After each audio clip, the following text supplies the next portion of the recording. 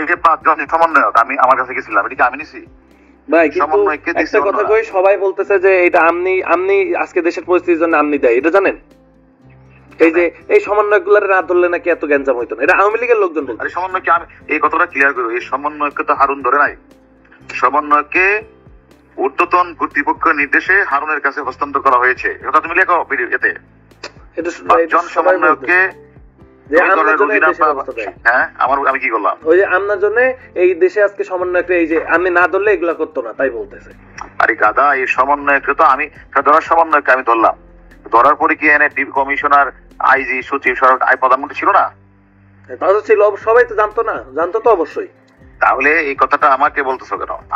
আমি বলতেছি, না, তুমি গ্যারান্টি লিখে দিও এই সমন্বয়কে, মানে স্বরাষ্ট্রমন্ত্রী লেখা হয়ে গেল, স্বরাষ্ট্রমন্ত্রী, সচিব, আইজি, এসবি চিফ সহ অন্যান্যরা, এবার লিখে দিও অন্যান্যরা সম্মিলিত সিদ্ধান্ত ক্রমে এদেরকে ডিবির কাছে হস্তান্তর করা হয়েছে সেফটির জন্য। শোনো, আমি হারুন যদি একবার চট দিতাম তো ডিবির হারুন আমাদেরকে পিটাইছে।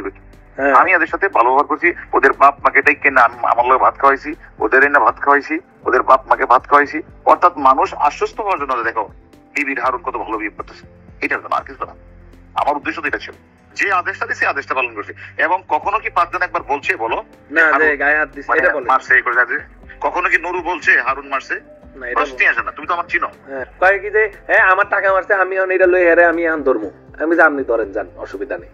টাকা আমি দেখা হয়েছে, আপনি ধরেন পারলে যান, টাকা নিলে তোমার দিয়ে দেয়, তোমার কাছে দিতে না, আমার পালের লোক দেখা হয়েছে আমার আল্লাহ আমার কাছে সে তো অন্য বিষয়ের কথা, ওর লোক আমার কোনো কথা হয়েছে না, ওর সাথে কথা। একটা কথা বলে রাখতো, আমি তো বাংলাদেশে আছি তাই না? সেদিন গোলাম মোল্লা রনি বলছে না যে হারুনের বাপের ক্ষমতা আছে এই 5টা ছেলেকে নিয়ে আসা। তোমার প্রতি আমার বিনোদন অনুরোধ, তুমি তো অনেক জায়গায় কথা বলো, যে কথাগুলি হইলে এগুলি বললো, ঠিক আছে? আচ্ছা।